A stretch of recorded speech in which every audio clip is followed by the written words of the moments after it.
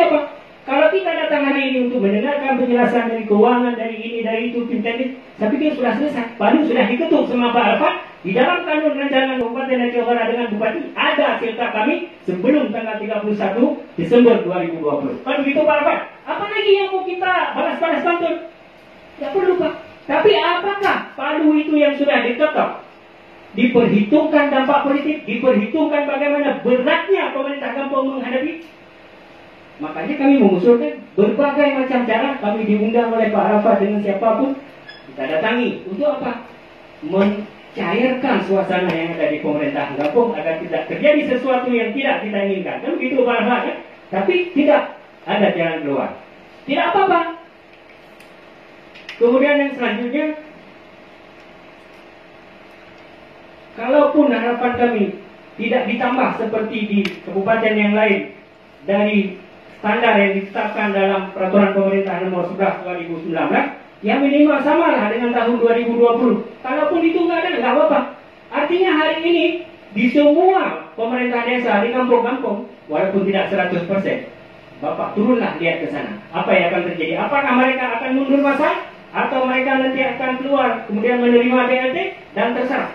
Dan ini adalah suatu pertaruhan yang sangat besar yang dari dulu kita sampaikan kepada Pak Bupati, tolong kita jaga sama-sama. Aceh Utara ini ibarat kapal yang sudah sangat tua.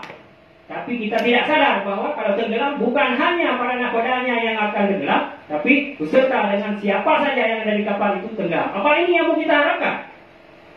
Itu yang kita sampaikan dari Pak Bupati. Karena apa? Dari awal kita sampaikan kita bersinergi, kita bekerja sama untuk menjawab berbagai permasalahan, tapi ini tidak terjadi. Jadi mohon maaf kepada Pak Dayan dan Bapak Kadis serta Pak Ketua DPR, kalau hari ini kita mau mendapatkan penjelasan dari Dinas Keuangan, saya pikir tidak perlu lagi. Dan saya minta maaf, kalau misalnya ada sesuatu yang baru terhadap apa yang kita sudah rapat panjang lebar itu, kami duduk. Kalau seandainya tidak, kami mohon maaf dan mohon izin akan kami kembali, karena memang apa kita yang harus hadapi di kampung itu Pak, nggak ada lagi. Mati pun itu yang harus kami hadapi, nggak ada jalan lain. Itu saja Pak, mohon maaf, mungkin suara saya agak vokal, tutur kata bahasa saya agak kasar, tapi ini yang harus saya sampaikan. Saya adalah menginginkan Aceh Utara ini maju dengan berbagai pengorbanan, walaupun ada sebagian perangkat desa mengatakan desi hanya mementingkan diri sendiri, siltangnya ternyata tidak dipotong, sementara yang lain dari 2.200.000 hanya tinggal 600.000, itu lebih daripada penjajah. Dan kita akan melihat nanti apa yang bakal terjadi. Saya pikir ini yang dapat saya sampaikan. Mohon maaf sekali lagi atas kekasaran dan tutur kata saya.